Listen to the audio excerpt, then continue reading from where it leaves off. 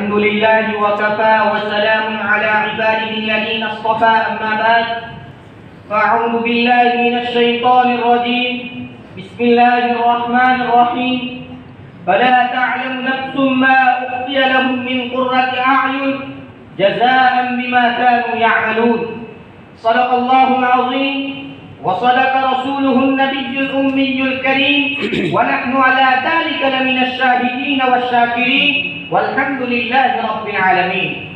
محترم و مکرم صدر جلسہ، اساتذہ کرام اور میرے عزیز دینی بھائیو، آج کی اس مبارک محفل میں آپ حضرات کے سامنے حضرت عائشہ رضی اللہ تعالی عنہا کی سیرت کے علم اسرار الدین مسائل میں روشنی ڈالنا چاہتا ہوں۔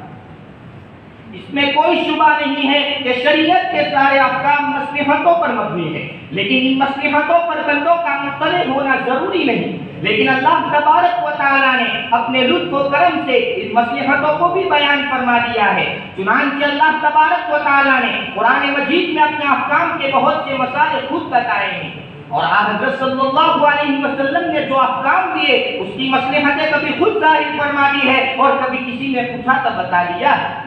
صحابہ میں جو لوگ شریعت کے رازداں تھے وہ بھی ان نقطوں سے بخوبی آگاہ تھے۔ حضرت شاہ ولی اللہ دہلوی رحمۃ اللہ علیہ نے علم اسرار شریعت میں حجت اللہ البالغہ کے نام سے جو کتاب تحریر کی ہے اس میں اس سوال کا جواب ہے کہ جب سلف نے اسرار شریعت کے ساتھ اعتبار نہ کیا تو تم کیوں کر سکتے ہو؟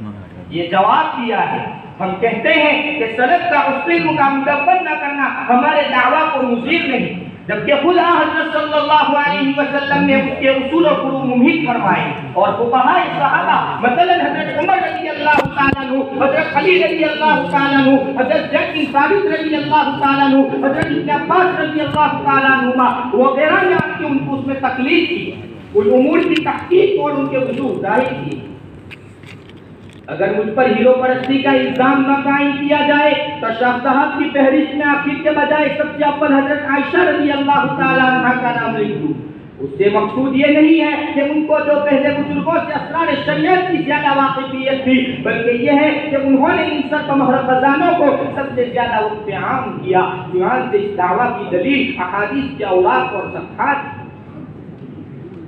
حضرت صلی اللہ علیہ وسلم کے عہد مبارک میں عورتیں بے تکلف مسجد نبوی میں آتی تھی اور جماعت کی نماز میں مردوں اور بچوں کے پیچھے ان کی صف ہوتی تھی۔ حضرت صلی اللہ علیہ وسلم کا بھی تاکیدی حکم تھا کہ ان کو مسجد میں آنے سے نہ روکا جائے، لیکن جب عہد نبوت کے انتظار کے بعد مال دولت کی فراوانی اور غیر قوموں کے اختلاف میں ان کی سادگی، بے تکلفی اور پاکیزہ رفتی کو باقی نہ رکھا۔ جب حضرت عائشہ رضی اللہ تعالیٰ عنہ نے یہ حالت دیکھی تو فرمایا کہ حضرت صلی اللہ علیہ وسلم زندہ ہوتے اور عورتوں نے اب جو جدت پیدا کر لی ہے ان کو وہ دیکھتے تو ان کو مسجدوں میں آنے سے روکتے تھے۔ یہ ایک جزئی واقعہ ہے، لیکن اس سے یہ ثابت ہوتا ہے کہ ان کے نزدیک شریعت کے احکام مسالے اور اسباب پر مبنی ہے اور اس کے بدلنے سے احکام بھی بدل جاتے ہیں۔ مقام نزول کے لحاظ سے قرآن مجید کے دو حصے ہیں، مکی اور مدنی، یعنی قرآن مجید کا ایک وہ حصہ جو مکہ میں نازل ہوا، دوسرا جو ہجرت کے بعد مدینہ میں نازل ہوا۔ یہ دونوں ٹکڑے مانوی خصوصیات کے لحاظ سے بھی ایک دوسرے سے مختلف ہیں۔ وہ عام لوگوں کو اس کا مطلق احساس نہیں ہوتا، لیکن جو لوگ عربی زبان پر عبور کامل رکھتے ہیں اور اس کے رموز سے واقف ہیں وہ صرف سورت کے الفاظ کو سن کر فیصلہ کر سکتے ہیں کہ وہ مکی سورت ہے یا مدنی۔ ان دونوں میں ذیلی امتیاز کچھ یوں ہے، مکی صورتیں زیادہ تر پرجوش اور جذبات سے بھری ہوئی ہے، الفاظ پرعظمت اور شاندار ہوتے ہیں، زیادہ تر نصائح، مواعظ، توحید، ذکر، قیامت اور آیت حشر و نشر پر مشتمل ہے۔ اور مدنی صورتیں ٹھوس اور عمیق ہے، قانونی الفاظ ہوتے ہیں، احکام اور قوانین پر مشتمل۔ مقصود یہ ہے کہ اسلام نے اپنا اصول یہ رکھا کہ آہستہ اور رفتہ رفتہ وہ اپنی تعلیم کا دائرہ وسیع کرتا ہے۔ اسلام ایک جاہل قوم میں آیا، پہلے خطیبانہ اور مؤثر طریقہ ادا سے ان کو جنت اور دوزخ کا ذکر سنایا گیا۔ جب لوگ اس سے متاثر ہوئے تو اسلام کے احکام، قوانین اور امر و نواہی نازل ہوئے۔ زنا اور شراب خوری وغیرہ عادت بد کے ترک کا اگر پہلے دن مطالبہ کیا جاتا تو کون سنتا؟ زبان اور طرز ادا کا فرق معنی اور مطالب کے فرق کی بنا پر ہے۔ کون کہہ سکتا ہے کہ ایک موعظت و نصیحت کی کتاب کی اور قانون تعزیرات کی زبان ایک ہو سکتی ہے؟ سورہ بقرہ اور سورہ نساء جس کی نسبت حضرت عائشہ رضی اللہ تعالیٰ عنہ فرماتی ہے کہ وہ مدینہ میں نازل ہوئی، کیونکہ مدینہ میں یہود و نصارہ تھے اس لیے ان میں ان سے مناظرات تھے، اور چونکہ اسلام کی دعوت یہاں کام کر چکی تھی اس لیے ان میں احکام نازل ہوئے، اور احکام و قوانین کی زبان کی بنا پر ان میں کہا کہ کم ہے۔ اور سورہ قمر کے نزول کو مکہ میں بتاتی ہے کہ اس میں قیامت کا ذکر ہے کہ آغاز اسلام تھا، مشرکین کی تردید ہے وہاں انہی سے سابقہ تھا، چھوٹے چھوٹے کافیے ہیں کہ ان سے عبارات طرف پر تاثیر پیدا کرنا مقصود تھا۔ البتہ مکی اور مدنی صورتوں میں پر حالات کے اختلاف کی بنا پر ہے، اور حالات کے اختلاف سے زبان، تعبیر اور طرز ادا میں فرق۔ مکرمی سامعین، جمعہ کے دن غسل کرنا واجب ہے، اس وجوب کا حضرت عائشہ رضی اللہ تعالیٰ عنہ سے زبانی سننا چاہیے کہ لوگ اپنے گھروں سے اور مدینہ کی باہر کی آبادی سے جمعہ کی نماز میں آ کر شریک ہوتے تھے، گرد و غبار میں آتے ہوتے تھے، پسینہ چلتا تھا۔ ایک آدمی آپ صلی اللہ علیہ وسلم کے پاس آئے، آپ صلی اللہ علیہ وسلم میرے یہاں تشریف فرما دے، آپ نے ارشاد فرمایا آج کے دن کے لیے تم نہا لے۔ وہ نمازیں جو 4 رکعت ہے کثرت کی حالت میں صرف 2 رکعت ادا کی جاتی ہے، بظاہر معلوم ہوتا ہے کہ 4 میں سے 2 سہولت کے خاطر ثابت کر دی گئی ہے، لیکن اصل واقعہ سنو، فرماتی ہے فرضت الصلاۃ رکعتین ثم هاجر النبی صلی اللہ علیہ وسلم وفرضت 4 وتركت الصلاۃ الصبح علی الاولى، کہ مکہ میں پہلے 2 رکعتیں فرض تھی، جب آپ نے ہجرت فرمائی تو 4 فرض کی گئی اور سفر کی نماز اپنی حاجت پر چھوڑ دی گئی۔ حضرت صلی اللہ علیہ وسلم کی نسبت ثابت ہے کہ آپ نوافل بیٹھ کر بھی ادا فرماتے تھے، اس لیے بعض لوگ کسی عذر کے بغیر بیٹھ کر نفل پڑھنا مستحب سمجھتے تھے، حالانکہ بیٹھ کر نماز پڑھنے کا ثواب کھڑے ہو کر پڑھنے سے آتا ہے۔ ایک شخص نے حضرت عائشہ رضی اللہ تعالیٰ عنہ سے دریافت کیا کہ آپ بیٹھ کر نماز پڑھتے تھے، آپ نے ارشاد فرمایا حین حتمہ الناس، جب لوگوں نے آپ کو توڑ لیا یعنی آپ کمزور ہو گئے۔ دوسری روایت میں ارشاد فرمایا ما رأيت رسول اللہ صلی اللہ علیہ وسلم يقرأ في شيء من صلاة الليل جالسا قط حتى دخلت السن، کہ میں نے کبھی آپ کو تہجد کی نماز بیٹھ کر پڑھتے نہیں دیکھا، لیکن ہاں جب آپ کی عمر زیادہ ہو گئی۔ یہ دونوں روایتیں ابو داؤد باب الصلاۃ القائم میں، اس سے معلوم ہوا کہ حضرت صلی اللہ علیہ وسلم نے بحالت عذر نصف ثواب پر قناعت فرمائی ہے۔ اب جن کی نظر ثواب کی قلت و کثرت پر ہے وہ کھڑے ہو کر نماز پڑھنے کو اچھا سمجھتے ہیں، اور جو محبت کے آشنا ہے وہ ثواب کی کثرت پر محبوب کی اتباع کو اہمیت دیتے ہیں۔ وہ ان کے ان نفلوں کے بیٹھ کر پڑھنے کا ثواب کم ملے گا، مگر ان کی تلافی اتباع محبت کے ثواب سے انشاءاللہ تعالی پوری ہو جائے۔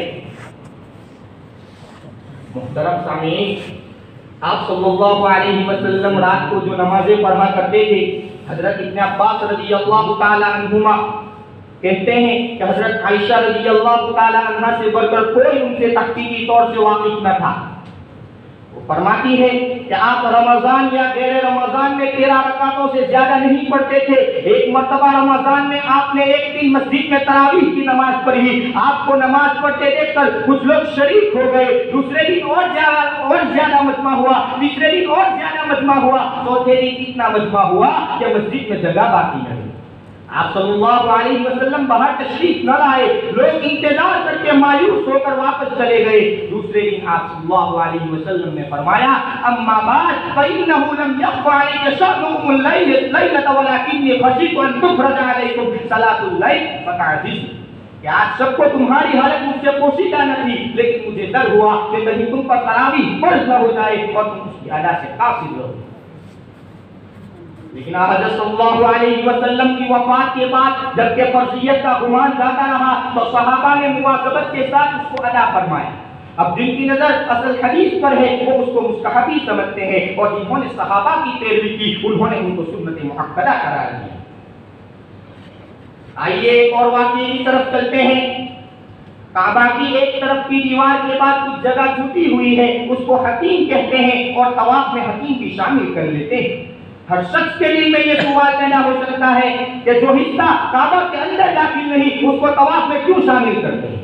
ممکن ہے کہ اور صحابہ نے بھی حضرت صلی اللہ علیہ وسلم سے اس راز کی عقیدہ کشائی چاہیے، لیکن کتب حدیث کی موجودہ خاموش مجالس کے درس میں اس وقت حضرت عائشہ رضی اللہ تعالیٰ عنہ کے سوا کسی کی زبان گویا نظر نہیں آتی. فرماتی ہے کہ میں نے آپ صلی اللہ علیہ وسلم سے عرض کیا یا رسول اللہ یہ دیواریں بھی خانہ کعبہ میں داخل ہے؟ آپ نے ارشاد فرمایا ہاں. پھر میں نے عرض کیا کہ اس کو بناتے وقت لوگوں نے اندر کیوں نہیں کر لیا؟ آپ نے ارشاد فرمایا تمہاری قوم کے پاس سرمایہ نہ تھا اس لیے اتنا کم کر دیا. پھر میں نے عرض کیا یا رسول اللہ اس کا دروازہ اتنا بلند کیوں ہے؟ آپ نے فرمایا اس لیے تاکہ وہ جس کو چاہے اندر جانے دے اور جس کو چاہے روک. محترم سامعین، جب آپ صلی اللہ علیہ وسلم کا وصال ہوا تو صحابہ میں اختلاف ہوا کہ آپ صلی اللہ علیہ وسلم کو کہاں دفن کیا جائے. ایک روایت میں ہے کہ حضرت ابوبکر صدیق رضی اللہ تعالیٰ عنہ نے فرمایا کہ پیغمبر جہاں مرتے ہیں وہی دفن ہوتے ہیں. اس لیے آپ صلی اللہ علیہ وسلم کو حضرت عائشہ رضی اللہ تعالیٰ عنہ کے حجرے میں جہاں آپ نے وفات پائی دفن کیا گیا. ممکن ہے کہ حضرت ابوبکر صدیق رضی اللہ تعالیٰ عنہ نے یہ کہا ہو یہ ایک تاریخی مسئلہ ہے ثبوت کا محتاج ہے. اس کا اصلی سبب حضرت عائشہ رضی اللہ تعالیٰ عنہ فرماتی ہے قال رسول اللہ صلی اللہ علیہ وسلم فی مرضه الذي لم يقم منه لعن الله اليهود والنصارى اتخذوا قبور انبیائهم مساجد لولا ذلك ابرز قبره غیر انه خشی ان يتخذ مسجدا. کہ آپ صلی اللہ علیہ وسلم نے مرض الموت میں فرمایا کہ خدا یہود و نصارہ پر لعنت بھیجے کہ انہوں نے ان کے پیغمبروں کی قبروں کو سجدہ بنا لیا. حضرت عائشہ رضی اللہ تعالیٰ عنہ کہتی ہے کہ نہ ہوتا تو آپ صلی اللہ علیہ وسلم کی قبر کھلے میدان میں ہوتی اور اس کا بھی خوف تھا کہ وہ بھی سجدہ نہ بن جائے. اس لیے آپ صلی اللہ علیہ وسلم حجرے میں دفن ہوئی.